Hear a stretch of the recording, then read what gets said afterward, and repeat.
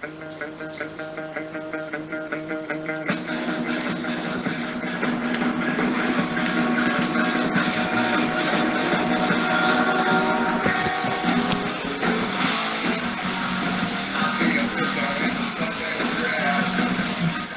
Friday. Be welcome to our morning call of Juvenile Huxley Capital Funds.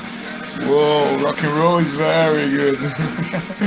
Let's go. Let's talk about our market on Friday, August 21. Today, Joe Biden accepted the Democratic Party's nomination as it is presidential candidate with a speech promising to end the darkness of the current time.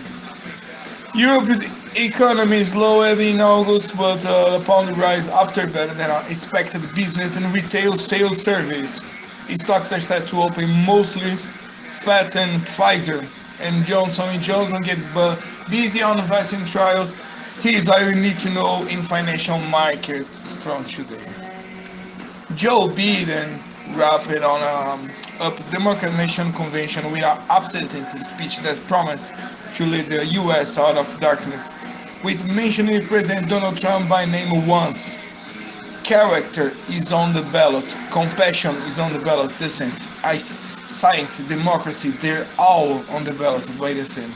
Responding via Twitter, Trump said that Biden would out with his 47-year record in politics. Opinions from this week have shown Trump slightly narrowed Biden lead to around 8 percentage points. Europe's economic recovery stuttered this month as renewed restriction on travel disrupted plans to allow a meaningful summer tourism season. Activity slowly for the first time in 3 months, according to a preliminary reading of the Composite Purchasing Manager Index compiled by the Consent AHS market. The PMI for the Eurozone fell to 61.6 from 64.9, due largely to the service sector.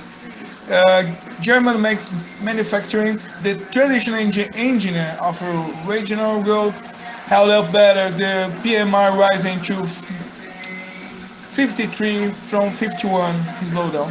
On Thursday, French President Emmanuel Macron and German Chancellor Angela Merkel had said there would be no return to generalized lockdowns due to COVID-19. There was better news across the English Channel in the UK. The composite PMI recovered to over 60, signifying a more vigorous rebound, albeit from lockdown than was later and more severe in the Eurozone. July's retail sales number 2 also came in better than expected, rising 3.6% on the month and 1.4% on the year. They are now ahead of a pre-pandemic level for the first time.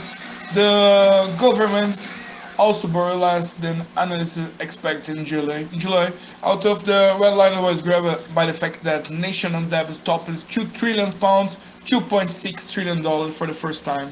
The pound rose against the euro, but instead of a 7-month rise against the dollar, issuing off the predictable in of another inconclusive round of Brexit trade talks in the AU.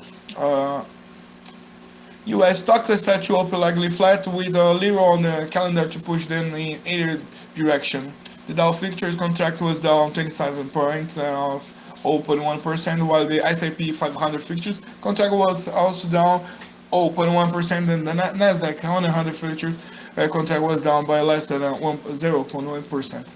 The stocks likely to be in focus later include Ross Stores, which defy gloomy expectation to post a quarterly profit after the bell on Thursday. Farm and machinery maker Deere and retailer Foot Locker report before the open.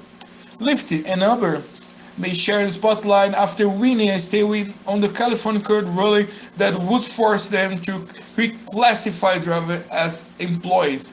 Baker Hughes' weekly count of oil and gas drilling rigs will round off the week for data later.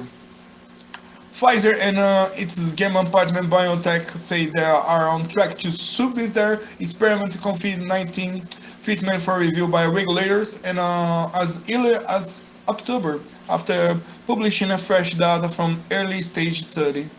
The two companies say their vaccine was administered largely without side effects, although they noted mild to moderate fever in less than 20% of participants in the test. Elsewhere, Johnson & Johnson is planning to test its experimental COVID-19 drug on 60,000 people in a phase 3 trial in September. The Center of Disease Control said the number of new cases in the US rose to 46,500 on Wednesday, the highest in 4 days. The number of new infections nationwide has, however, been trending down for nearly a whole month now. Thank you very much for your expectation. We are the Giovanella Huxley Capital Funds. I'm Solomon von Herkelstein, and that's the news from 2 days, Friday. Good business, good morning.